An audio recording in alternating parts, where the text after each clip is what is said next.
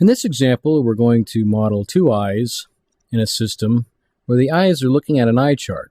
One eye will be different from the other, so we will have two distinct retinal images. So here's our two eyes looking at an eye chart. So let's load AHEM and see how we would do this. So I have a settings file, and I'm going to load. Click OK. Here's my basic setup, and I've got two eyes selected. I'm going to use the AZ eye model for both eyes. So my setup here is for a target. I'm going to use an object, so I've got this box checked. And my source target grid rays will be 121 by 121. I've got an eye chart, eye chart selected for a target. If I wanted to, I could use any image that I have. I'm going to rotate 180 degrees to look at it so that the inversion caused by the eyes will be upright. And I've got a retinal image window set and some display pixel settings and some other standard settings. I click OK. And now I get prompted for information about both eyes. I've got a standard interpupillary distance of 55 millimeters, some vergence, and I've put 5 diopters of axial ametropia on one eye. So I've made one eye longer, giving it myopia. So that one will have a blurred retinal image compared to the other eye. So the rest of the settings I kept the same. And I click OK. And I've also got 1 diopter of accommodation on both eyes' lenses. So the target is at 1 meter.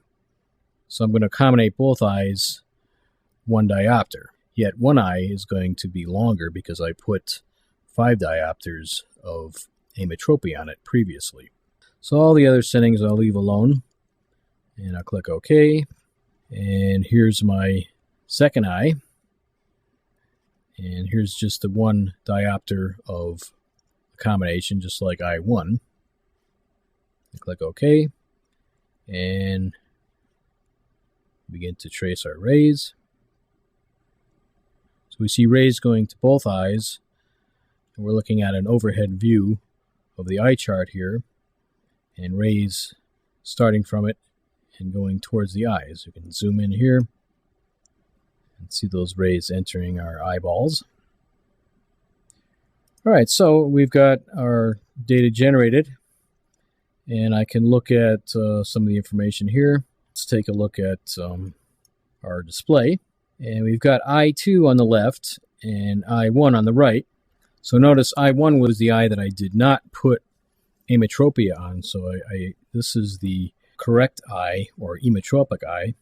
And then the blurred eye, or the myopic eye, where I lengthen the retina, or lengthen the axial length, is the blurred image. So if I was inclined, I could also free fuse these images, and I could see the three-dimensional stereopsis associated with these images. I can look at each image individually. So here is the clean, corrected image from the emetropic eye. And here's eye 2. You see it's blurred from the myopia that I induced from putting 5 diopters of axial length from the ametropia. This is just another way to view images. I can change the palette, so I can use a grayscale or a color scale.